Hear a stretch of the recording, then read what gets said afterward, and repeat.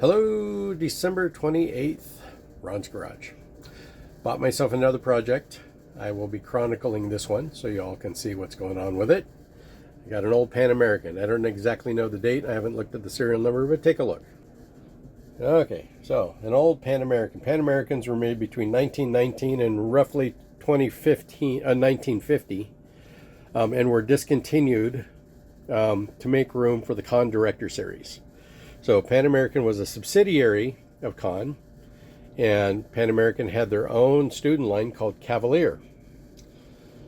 So the Pan Americans were actually pretty darn good horns, even though they were marketed towards the economy market. They even had a more budget-friendly instrument brand, which was called the Cavalier, under the Pan American brand. So Pan American Conn, okay, not a Conn, a subsidiary of Conn, but using Conn parts. This here looked like this, where the solder was just caked on and basically acting as the flange for this. And I started to unsolder it to clean it up. Of course, it all fell off, and I'm like, you know what, I need to make a video of this. People are probably going to be interested in seeing what I'm going to do with it. So here we are, we're in the beginning. So you can see that there's just solder caked on everywhere. I kind of taped this here. This is loose. This is loose. I'm going to take the horn apart. Okay, it's not so bad.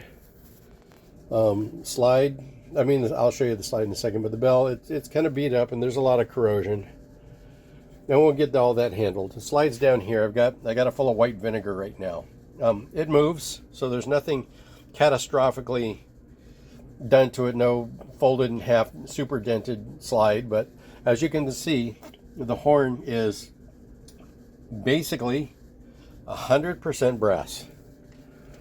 I don't see any nickel on this thing anywhere. Now this here, I don't know if that's brass. It's pretty solid, and it's kind of reddish. So this might be bronze. Not sure, to be honest with you. I'm pretty sure it's not copper, but it's got a reddish color to it, and it's heavy.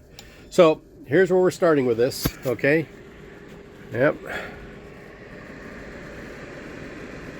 You know, there is some remnants of its original lacquer, but it's all going to go away. Okay, so here we are, Pan American. I kind of like the logo here because it's, you know, the Conn marching men. That's part of that Conn marching men here. And then, of course, this is the North American and South American continent. So Pan American.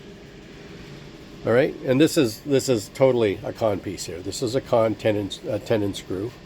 You can see that. Yeah, and it's you know, here, look. This is, yeah. So that'll need to be straightened out.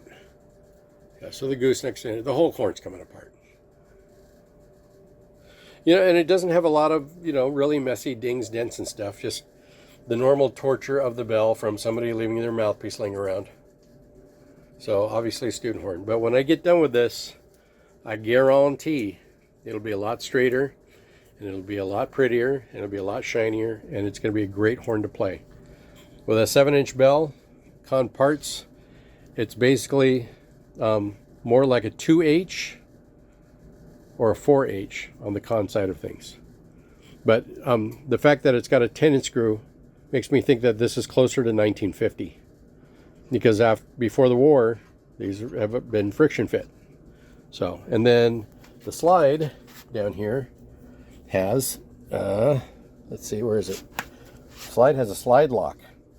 Okay, so earlier Pan Americans that I have from near the 1920s, 1910s don't have a slide lock. So high chances are this is from the very late 40s or early 1950s. Maybe the mid 1950s. But once I get to the serial number, I'll know for sure. Anyway, so that's it for now. Stay tuned for the next part of Pan American Rescue.